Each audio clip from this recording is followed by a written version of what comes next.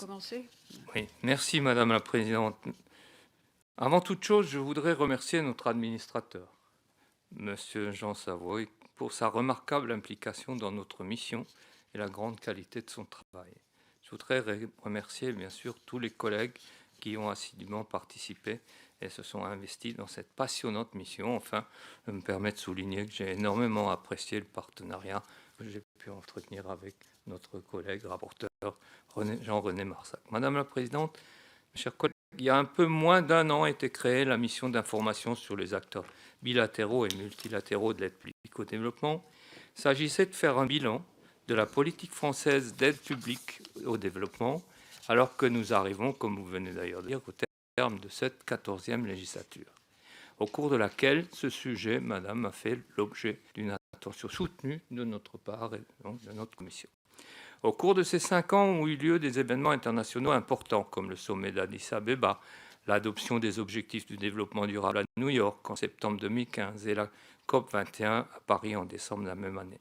Nous avons adopté en juillet 2014 la loi d'orientation et de programmation relative à la politique de développement et de solidarité internationale.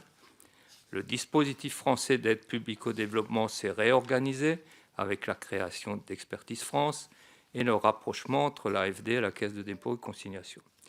Nous sommes amenés chaque année à nous pencher brièvement sur la politique française en matière d'aide publique au développement à l'occasion de l'examen de budget. Dans ce domaine, on peut dire que l'action du Parlement est utile puisque nous avons plusieurs fois obtenu une hausse des budgets de l'aide. Nous avons aussi eu l'occasion d'auditionner les dirigeants de l'AFD et depuis peu d'Expertise France, organisme au sein duquel j'ai l'honneur de siéger avec notre collègue François Loncle, notamment lors de l'examen des contrats d'objectifs et de moyens qui lient ces institutions à l'État. Mais il était important que nous puissions, une dernière fois, avant de nous séparer, porter un regard d'ensemble sur la politique d'aide française et essayer de rendre compte de son adaptation à un monde en pleine évolution. Afin de mesurer cette évolution, il convient d'abord de prendre acte du fait qu'il n'y a plus de tiers-monde. Nous sommes bel et bien sortis de l'ancien schéma dans lequel un Nord riche et minoritaire vivait à côté d'un Sud représentant la plus grande partie de la population mondiale et vivant dans la pauvreté. Pour simplifier, on peut diviser le monde en développement en 2 groupes principaux. Il y a bien, d'un côté, des zones de pauvreté, même de grande pauvreté, où le développement n'a pas eu lieu ou n'a eu lieu que très partiellement. Ces pays, dont beaucoup sont situés en Afrique subsaharienne, sont prioritaires pour la politique française. Ce sont des États où le développement économique s'est parfois heurté à une instabilité politique qui a paralysé l'économie, où la croissance démographique a souvent annulé la croissance économique du point de vue des populations. Le deuxième groupe est beaucoup plus varié. Il est constitué des pays qui ont effectué depuis les années 90 un rattrapage souvent spectaculaire et qui ont bien souvent atteint les objectifs fixés par l'agenda des objectifs du millénaire adoptés en l'an 2000. Pour s'en tenir à un seul chiffre qui est significatif, entre 1990 et 2015, le nombre de personnes dans le monde touchées par l'extrême pauvreté dans les pays en développement est passé de presque 2 milliards à 136 millions, c'est-à-dire de 47 à 14% de la population mondiale. Mais bien sûr, ce n'est là qu'une moyenne. Et la réalité est que ces progrès énormes en matière de développement ont eu lieu en ordre dispersé. Les écarts de richesse entre pays, mais aussi entre territoires à l'intérieur de beaucoup de pays et au sein même des populations, se sont creusés et de nouvelles problématiques sociales et environnementales sont apparues dans le paysage de l'aide au développement. La croissance rapide de certaines régions a aussi créé ses propres problèmes. La maîtrise du climat et l'égalité entre hommes et femmes sont ainsi devenus des sujets majeurs dans la réflexion sur le développement. Ces dernières ont ainsi abouti en septembre 2015 à l'adoption des objectifs de développement durable qui font du développement un objectif universel auquel doivent s'atteler aussi bien les pays du Nord que ceux du Sud. Le développement durable n'est plus une simple question de richesse, mais englobe désormais des objectifs sociaux et environnementaux. La croissance économique est toujours recherchée, mais elle doit désormais être mieux maîtrisée afin d'éviter les déséquilibres et les inégalités qui s'aggravent lorsqu'elle est trop rapide. L'accord de Paris de décembre 2015 a pour sa part fait de la lutte contre les dérèglements climatiques une composante majeure des politiques d'aide au développement, dont elles doivent désormais tenir compte à toutes les étapes de leur mise en œuvre.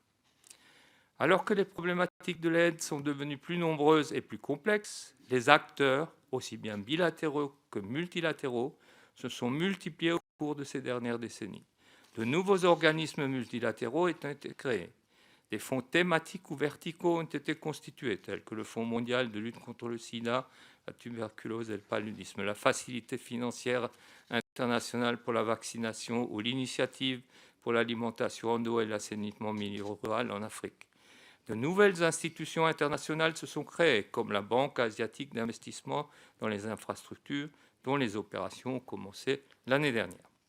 Dans le domaine bilatéral, les acteurs privés ou semi-privés se sont également multipliés, qu'il s'agisse des ONG, d'acteurs de l'économie sociale et solidaire, d'organismes de microcrédit ou de fondations privées, tandis que les collectivités territoriales continuent à mettre en œuvre des actions de coopération décentralisées pour lesquelles l'État cherche à définir une forme de coordination. L'aide elle-même prend des formes plus diverses. Au transfert de fonds publics qui constituaient l'essentiel de l'aide se sont ajoutées des fondations privées, dont les contributions peuvent être considérables, ou les transferts monétaires des diasporas vers leur pays d'origine. Ce foisonnement d'acteurs de l'aide, bilatéraux et multilatéraux, publics et privés, ne va pas sans poser de nouvelles questions. Il en va ainsi de la coordination des acteurs de l'aide. La mission a ainsi pu constater au fil des auditions et lors de son déplacement qu'il ne suffit pas de mettre en place des procédures de coordination, ou encore mieux, de créer des organismes chargés de coordonner les actions des acteurs de l'aide pour régler le problème. Cela est vrai des actions de coopération décentralisées, qui restent dispersées et trop peu soutenues malgré l'existence de la délégation pour l'action extérieure, des collectivités territoriales ou d'organismes comme Cité Unifrance, dont la mission a additionné les dirigeants.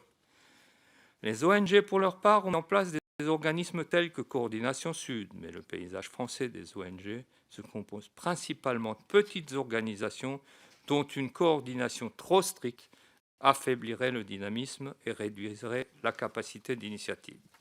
Comme on le voit parfois au niveau international et européen, les efforts de coordination aboutissent fréquemment à une multiplication et à un alourdissement des procédures, voire à la mise en place de nouveaux organismes, ce qui ne règle le problème que partiellement, voire le complique encore un peu plus.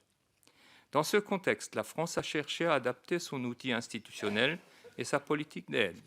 Une série de réformes, depuis la suppression du ministère de la Coopération en 1998 jusqu'à la loi de juillet 2014, qui a notamment créé le Conseil national du développement et de la solidarité internationale, ont abouti au dispositif actuel, parfois critiqué en raison du partage du pilotage de l'aide entre plusieurs ministères.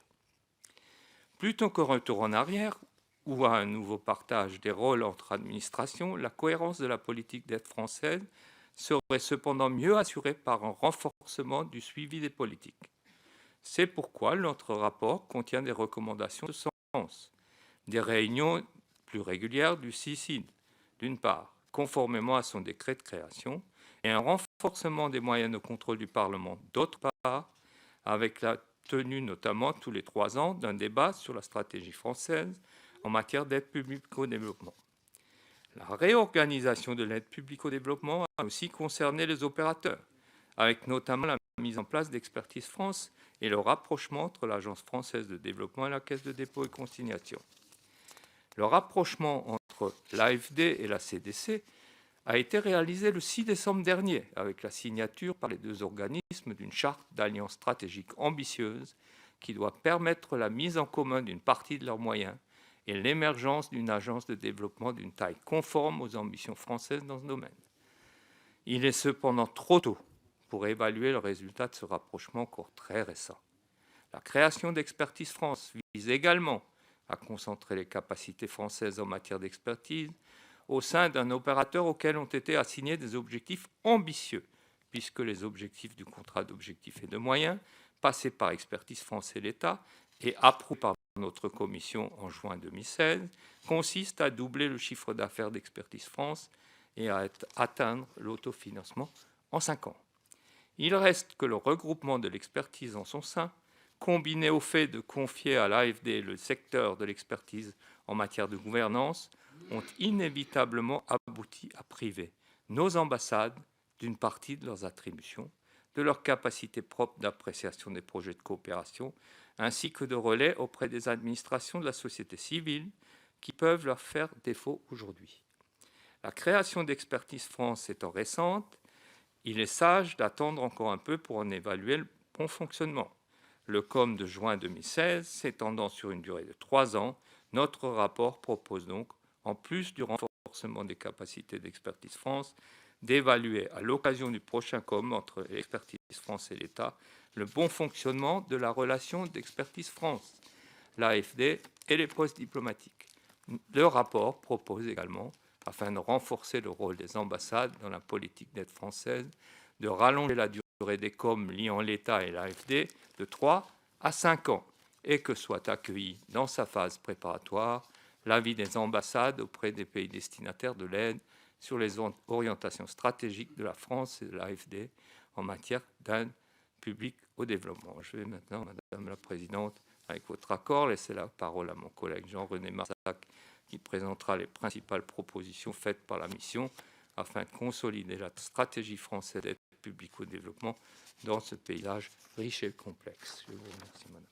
Merci, Monsieur le Président, chers collègues, pour cette analyse extrêmement précise et qui donne aussi une bonne synthèse de toute l'approche dont nous avons discuté à maintes reprises dans notre commission.